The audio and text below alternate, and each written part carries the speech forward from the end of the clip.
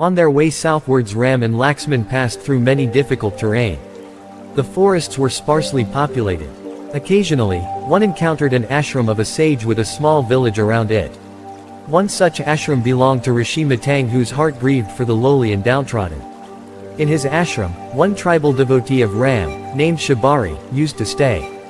She used to keep the place clean and tidy, and along with that she also performed her jap, repeating the holy name of God, did her ritualistic worship by offering flowers etc., and sang many songs in the glory of the Lord.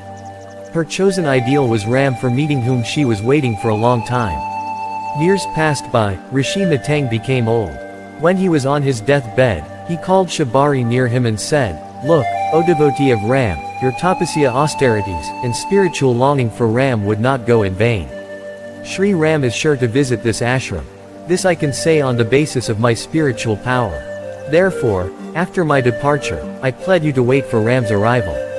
Hence take charge of this ashram and live in peace and as a devotee of Ram. Your efforts would be rewarded in due course of time." So saying, the Rishi passed away. Simple-hearted, poor, and belonging to lower caste, Shabari did not know much about running the ashram.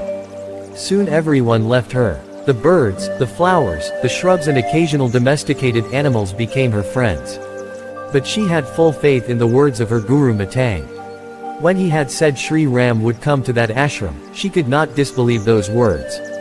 Hence Shabari used to clean the place early in the morning, collect fruits, and would wait looking at the distant road for her Ram to come. Every day this was her routine. Every day she thought, Ram would definitely come today. In these days of eager wait and expectation of seeing her Ram, she forgot all about her rituals, worship, japa or songs. She forgot about day and night, month and year as well as the seasons. Rains were replaced by the winter turned into summer of scorching heat, but Shabari had lost her interest in everything.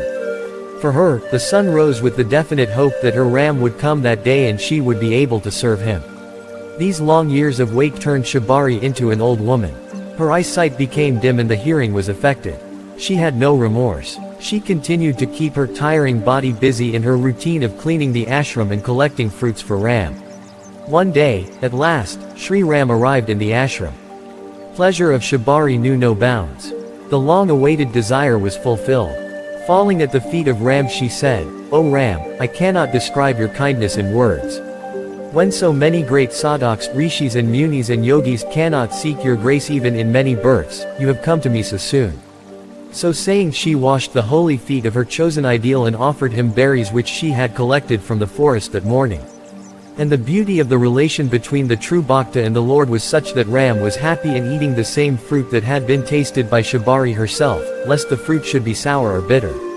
Laxman, with tears rolling down his cheeks, was silently observing the pure love between God and the devotee. Until now he used to think that there was nobody on the earth or heaven who loved Ram as dearly as he did. But today, Shabari proved him wrong. When tears dried down in the eyes of Shabari, when her voice was not choking, when she lifted her eyes from the holy feet of Ram, then Laxman bowed down at the feet of Shabari and said, "O mother, your love for Ram will be remembered forever in this world. I bow down in reverence to the great devotee of Sri Ram." Then Shabari inquires about the purpose of their hard journey. Ram recounts the sad tale of kidnapping of Sita, etc.